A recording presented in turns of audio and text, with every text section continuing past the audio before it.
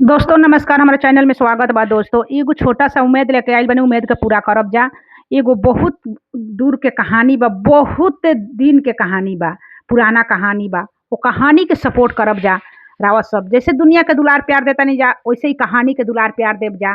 लाइक करब जा, शेयर करब जा दबा के, आ कहानी लास्ट तक सुनब जा। दोस्तों सुनी जा। एगो राजा रहलन, 7 गो शादी कैलन। सातों के दिन से एको लइका फैका ना रहल। राजा बहुत चिंतित रहलन कि अरे हमार हतना राजपाट बा, के संभाली। अब तक तीनों चारों सातों जानी के एको देह से लइका ना भइल, एकहू के हो जाई त हमार राजपाट संभाले लायक हो जाई। अब राजा एकदम चिंतित होके घर में सुता रहा। उनका राजपाट कोई से मतलबे ना रहे, बहुत चिंता रहलन। कहली जे सातों रानी की, हे राजा, चिंता करे से का फायदा बा, चिंता अपने के जलावेला। रवा कोई गुनी से पूछी, आखिर हमनी के डॉक्टर वैद्य सब देखा के हार गईनी जा। तो कोई तांत्रिक होइहन, साधु होइहन, पूछी जाके। कहलन राजा कि इहो बात सही कहत रुजा रानी लोग, अगर हमार करम में लिखल होई तो होइबे करी। जा तनी एगो पर्वत पर साधु बाड़न, उनकरे ले हम पूछब। आपन घोड़ा पर चढ़ के राजा ओ पर्वत पर गइलन।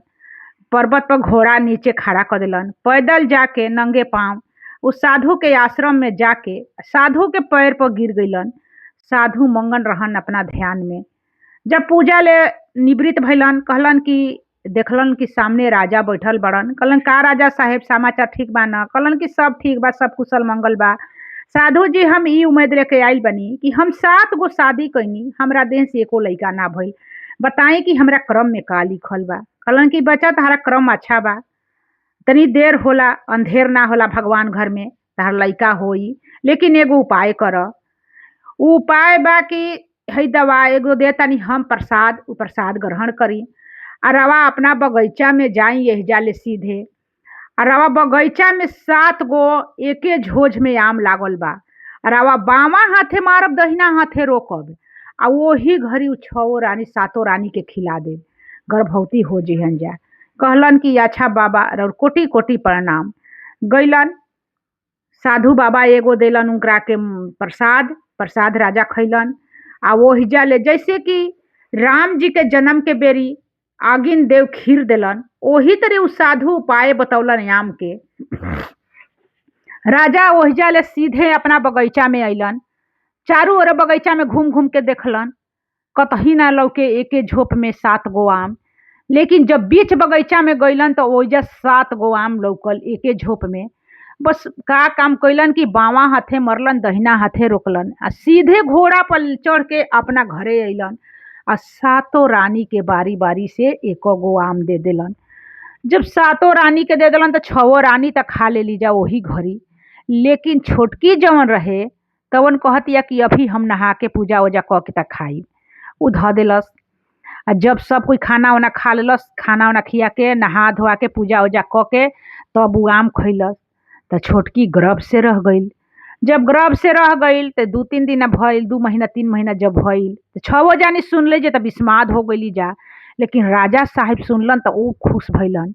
उतना खुशी भइलन कि खूब महल में उत्साह, गाना बजाना, नाच गान सब गरीब के बाटे लगलन, कपड़ा लाता खाना पीना सब। ई उत्सव देख के 6 रानी के बहुत विस्माद समाइल कि आज ई छोटकी के गर्भ बात अतना राजा खुश बाड़न। आ जहिया उ लइका दे दही, पैदा कर दही, तहिया राजा तो हमनी के राज से निकाल दिहन। एगो ऐसन उपाय करे के कि छोटकी के लइके ना होखे। कहली सन की कैसे होखी। राजा साहेब पूरा ध्यान देले बड़न। कहलस कि ठीक बा। राजा साहेब अपन काम से कहीं बाहर जाए के रहलन, कचहरी में अपन जात रहलन रोज। एगो घंट टांग देलन। कहलन कि रानी के समाचार खातिर एगो घंट टांग देतनी। जब रानी के अगर कुछ होई तो ई घंट आप रूपी घंट बजा दिह जा। हम एजे ऑफिस बा, कचहरी बा, हम तो तुरंते चले आई। कहली जा कि ठीक बा, रवा निश्चिंत रही, हमनी के खबरों देवे चलावल जी इतना खुशखबरी होई त। अब राजा साहेब चल गिलन। अब बेवजह घंटी बजा दसन। जे राजा घर से निकलस ते घंटिया बजा दसन 6 देख जर्नी से। राजा दौड़ल दौड़ल आवस कि कुछ तकलीफ बा रानी के। कहली राजा कहलन घंट ले कि हे घंट, अगर सत के होइबा तू बजब ना, ऐसे कि 6 परेशान कर ताड़ी सन। इनका छोटकी ले देख जर्नी हो गइल बा, काहे से कि गर्भवती हो गई कि ना भइली सन। राजा समझ गइलन। कहलन कि जब रानी के लइका होई तब तू बजीह। कहलन कि ठीक बा। फिर जब रानी के 9वां महीना नियर आइल तो राजा जाए लगलन बाहर कोनो काम से। कहलन कि ये रानी, हम तो बाहर जातानी, छओ जानी बाड़ी जा नौकर चाकर बाड़ा सन, तू अपना शरीर के अपना मने ध्यान रखी ह। आ एहन जानी से कह के जातानी, नौकरों के कह के जातानी, लेकिन हम बाहर जातानी, लइका के होई, हम ठीक 2 दिन पहिले चाहे 2 दिन बाद आई। कहली कि ठीक बरवा, निश्चिंत जाई, लइका हुई तो घर ही न रही। चल गेलन राजा बाहर। आ ई छवो रहली सन। जब 10वां महीना नियर आइल आ रानी के पीड़ होखे लागल लइका वाला, तो कहली कि ये दीदी बहुत दर्द होता। तो कहली सन कि दर्द होता, तो कोठिला एगो रहे, कहली सन कि वही में मूड़ी जाय भर काट दिली सन, उनकर मूड़ी घुसा दिली सन। अब बेचारी के दर्द से बेहाल रही, पूरा दर्द भइल, लइका एगो लइकी भइल। कहली सन कि इनका तो एगो लइका एगो लइकी दोनों हो गई। राजा सुनी हन तो बहुत खुश हुईहन। आ हमनी के कोनो मन्याता ना रही ऐसन उपाय करे के कि लइकवे के चोरा देवे के। का काम कैली सन, लौड़ी के बोलौली सन, पैसा दे के ओकरा के घूरा पर ले जाके लइका के बिगवा देली सन। आ ओ जे लीप पोत के एकदम चिकन क के जब एगो ईट एगो पत्थल ध देली सन। आ उ मटिकोर में जाके होने खेत ओरे घूरा पर लइका के बिगे आई लौड़ी। बिग के आयल तब उनकर मूड़ी रानी के निकलली सन। रानी कहली कि ए दीदी का भइल बा। कहली कि मार चोन्हाइल बड़ू कि राजा साहब तहरा के गद्दी पर बैठाई हन, कुछो तो नइखे भइल, एगो बेटा एगो बेटी तहरा के भइल बा, एगो ईट एगो पत्थल त बियाइल बड़ू, धधाइल बड़ू। कहती आई हो दीदी, एगो ईट एगो पत्थल कोई के पेट में से होला त भइले ना बा तहरा। अब का काम कैली सन, ओ जे बेचारी के कोनो कीमत में ना रखली सन। अब उ मार मार करे लगली सन वही घड़ी। आ तले राजा साहेब अपन सुनलन घंट घना घोर बाजे लागल, वैसन घंट रहे कि 400 दूरी पर सुनात रहे। तो राजा साहेब उतने दूर पर रहलन, घंट के आवाज सुन के एकदम घोड़ा लेके दौड़ल अइलन कि हमरा घरे लइका लइकी हो गई। जब घरे अइलन तो छओ रानी के मन में एकदम उदास, दिया ना बरत रहे, घर एकदम उदास अन्हार रहे। कहलन कि काहे अतना मतम छौले बा, का रानी के भइल बा, का हो गई। कहली कि अतना रवा दौड़ल आइल बनी धधा के, रानी के भइल का बा तो बतावा जा। ले रानी एगो ईट एगो पत्थल भी आइल बड़ी। कहत ना रानी ईट एगो पत्थल, तो हाँ एगो रानी ईट पत्थल भी आइल बड़ी। कहलन कि या ऐसनो हो सकेला, तो रव सामने भइल बा। अब राजा पतिया गइलन आ कहली सन कि एह रानी के रवा घर से निकाल दही, इनका के कौआ हक नहीं बना दही, घरे रह के इनकर कोनो हक नहीं खे राज में रह के, राजमहल में। कहलन राजा कि सही बात कहत अड़ू, ई रानी इतना ढोंग कैली कि हमरा लइका होखे के बा, आ एगो ईट एगो पत्थल बिया के बैठ गई, इनकरा के खादे भूसे भरवा देवे के, आ ना तो इनका के घर से निकाल देवे के। कहली सन कि खादे भूसे काहे के भरवा, इनका के घर से निकाल दही, कौआ हकनी अपन बन के गाँव गाँव जाके कौआ हुलावस। राजा साहेब छवो के बात मान के उनका के घर से निकाल देलन। जब घर से निकाल देलन उ छो बेचारी चल गईली। आ एने सुबह जब भइल त कोहइन एगो गांव के रहे, ओह गांव के कोहइन गइल माटी काढ़े खातिर। तो देखतिया कि घूरा पर लइका एगो लइकी सुतावल बा खेत में। कहलस कि अरे भाग बा कतना, हमरा एको वंश नइखे, आ ई एगो लइका एगो लइकी दोनों मिल गइल। ई कोहरा से कहली कि उठावे के केहू के पाप होखो, हमनी के ले चले के इनका के पालल जी, काहे से कि हमनी के एगो लइका एगो लइकी मिल गइल, आ हमनी के औलाद हइये नइखे। कहलस कोहरा कि ठीक बा ले चल। कोहरा कोहनिया दोनों लइका लइकी के लेके अइलसन। जब लेके अइलसन त रानी के मन में तो हलचल रहबे करे कि ए भाई लइकवा लइकिया के कोई उठा के ले आइल बा कि मर गइलसन। तनी कोहनिया घरे 2-3 दिन के बाद कहली कि जाके देख त कोहनिया माटी काढ़े गइल हुई, तो लइका नइखे ना लेके आइले, आ चाहे जा त घइला ओकरा घर से ले आवत। जौन लौड़िया रहे काम उनकर करत रहे, लौड़ी के भेजली जा। लौड़ी गइल ओहि जा घरे, तो देखतिया के काजर टीका क के आ सुतावल बाड़सन एगो लइका एगो लइकी। त कहनिया ले कहलस लौड़िया कि एगो घइला देबू कहइन। त कहली जा कि हाँ काहे ना देब, राजा साहब के बात बा, घइला काहे ना देब। त कहली कि लइका लइकी तहरा कहिया भइल बा। त कहली कि मत पूछी, लइका लइकी हमरा नइखे भइल, कि ए जन के सुतावले रहे गइनी जा माटी काढ़े खातिर खेत में, त ई लइका एगो लइकी सुतावल रहे, हमनी के उठा के लेनी जा, हमनी के कोई औलाद ना रहे। कहलस लौड़िया कि अच्छा ठीक बा। जाके छवो रानी से कहलस, छवो रानी सुनली जा, कहली जा कि आह दादा ई त पोल खुल जाई। अब अठान बिठान डलली जा, घर में एकदम मतम छा गईल, ना दिया बरल ना खाना बनल, एकदम अपना अपना माहौल में एकदम गिरल बड़ी जा कोप भवन में। राजा जब शाम के अइलन त कहलन कि रानी का हाल बा, काहे ऐसे घर भइल बाटे। कहली कि उठा उठा राजा कहलन कतनो छओ जानी के मनावत तड़न छओ जानी में उठत नहीं जा तो कहलन कि का ले बुझा का के कमी बा। कहली कि हमनी के कुछो कमी नहीं खे जौन हो गाँव के कोहार बा ओह लइका एगो लइकी ओकरा बा उ कह दी कि कुआं में ढकेल दी आ ना तो ओकरा के गाँव से बहरी निकाल दी। कहलन कि अतने बात खाती बा तो हम सुबह ही काम कर देब। कहलन कि सुबह ना अब भी रवा ई काम करी। अब राजा साहब ढिंढोरा पिटवा देलन कि जेवन उ कोहार के घरे लइका लइकी बिया ओकरा के इनार में ढकेल बिग बिग द जा आ ना तो गांव छोड़ के चल जा। कहलस कोहरा कि हमनी के गरीब आदमी बानी जा कहाँ जाइल जाई ई लइकवे लइकिया खातिर ई कइले बड़न त दंड मृत्यु के दंड दे दीहन। लइका लइकी के गोदी में लेके उठा के चुम के उ इनार में ले जाके कहली हे इंद्रासन रवे पोसब ए लइका लइकी के मरे मत दे। इनार में डाल के आ गइलसन। जब भइल साल भर 6 महीना तब रानी फिर लौड़ी के भेजली इनार में कि देखी तो लइकवा मुअल बड़सन कि कहाँ ओह बाड़सन कि नइखसन कि कोई छान ले बा।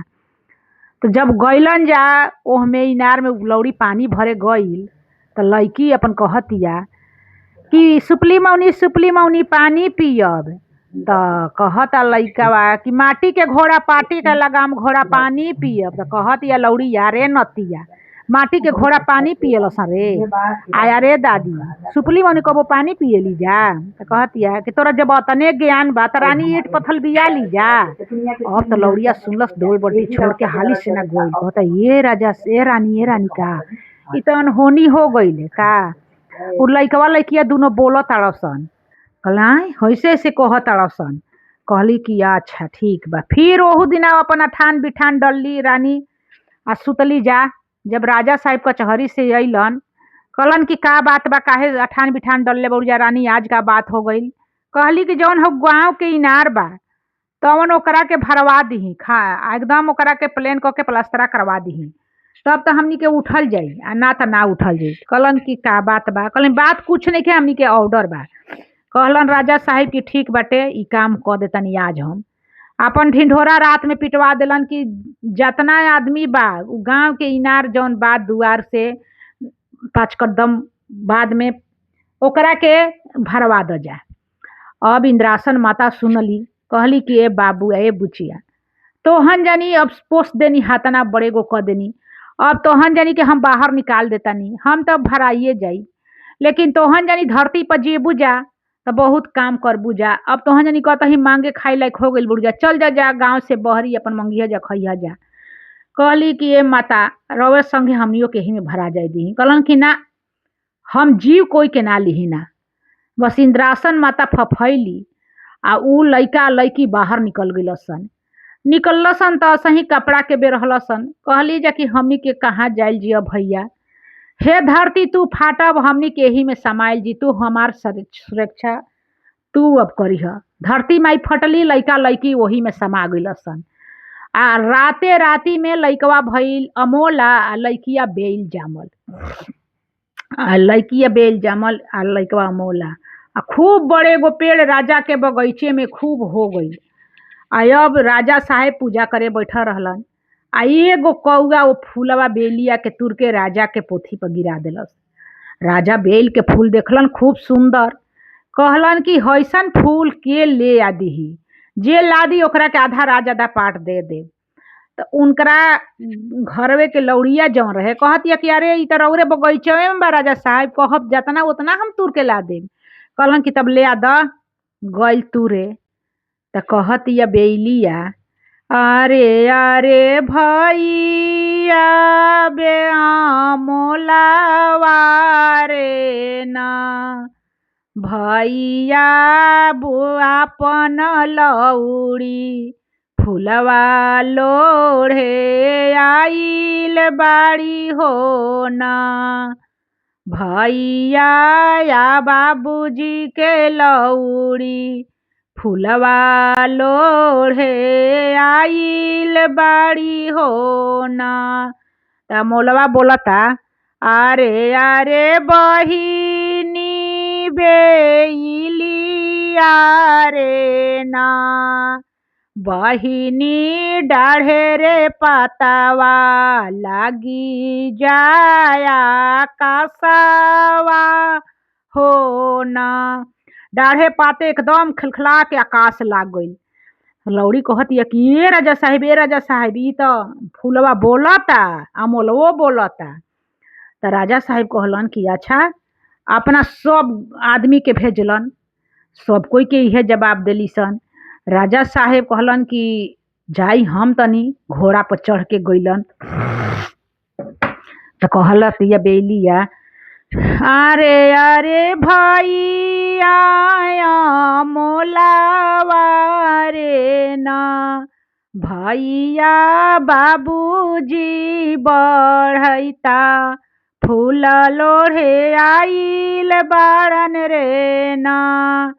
तो कहला समोलावा, अरे अरे बहिनी बेलिया रे ना, बहिनी डाढ़े रे पतवा खिली जाया कासावा हो न। एकदम डाढ़े पाते आकाश खुल गई। राजा कहता, अरे तो बाबूजी हमरा के कहता। तब 6 रानी के भेजल गई। तब कहतिया, अरे अरे भैया मोलावा हो ना, भैया सातो हो मये भा फुलवा, अरे अरे भैया मोलावा रे ना, भैया 6 रे मये भा फुलवा लोढ़े आइल बाड़ी हो न। कहलसन कि 6 मय भा, ई तो कहतड़ी सन। तो ऊ कहता मोलावा, अरे अरे बहिनी बेलिया रे ना, बहिनी डाढ़े रे पतवा लागी जाया कासावा हो ना। एकदम दाढ़े पाते खिल के आकाश लगली। अब तो राजा साहेब एकदम चिंता में पड़ गलन। ई तो 6 मभा कहतड़ी सन, आ ई के हो, हमरा के बाबूजी कहता। तब गांव घर सब कोई कहलस कि छोटकी रानी के बोलाई जाऊ, कहाँ बाड़ी कौआ हकतड़ी कि कहाँ बाड़ी, मर गली, हेरा गली, बोला लाई जा। कहलन कि ठीक बा। अब सौसे गांव जवार में अपना राज में ढिंढोरा पिटौलन कि जे रानी के खोज के लाई ओकरा के पूरा बड़ा इनाम मिली। तब उ रानी के खोजत खोजत एगो बगीचा में बेचारी असही कौआ हकनी अलवात यही तरह रहली। एकदम गजब उनकर हाल हो गई रहे।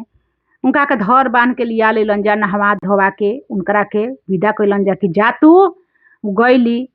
तब रानी के देखते लइका रोवे लगलसन आ कहलसन, अरे अरे भैया मोलावा रे ना, भैया अपन यामा फुलवा लोढ़े आइल बाड़ी रे ना।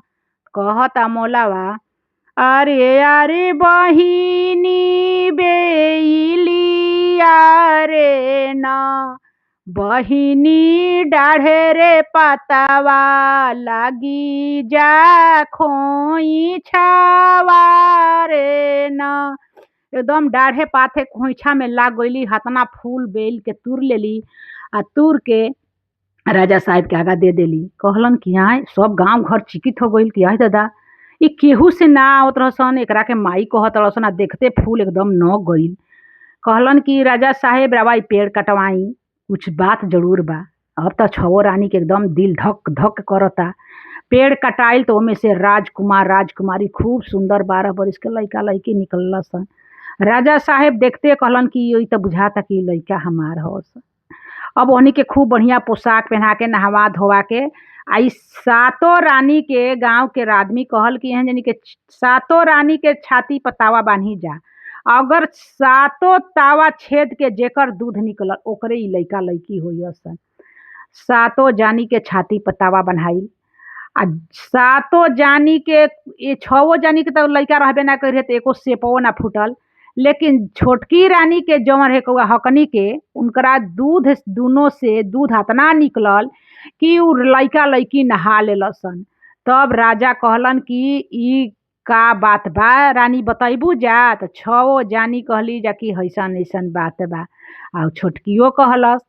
तब राजा कहलन कि एहन जानी के खादे भूसे छवो के आ लौड़ी के भरवा दीही आ ई लइका लइकी हमार हवसन एकरे खातिर हम कतना परिश्रम कतना हम चिंता में रहनी आ ई हमरा संगे कतना ई छवो रानी घाती कइले बड़ी जा ई लौड़ी मिल के ई हमरा से बर्दाश्त ना हुई। तब उ छोटकी कलश की जाय दी राजा, क्षमा बड़न को चाहिए छोटन के उत्पात, एहन जानी के जान बख्शी एहन जानी के नैहर पहुँचाई चाहे वन में छोड़ दी, जान लेबे से कुछ ना होई। अगर 6 गो रानी के कहे के जान ले।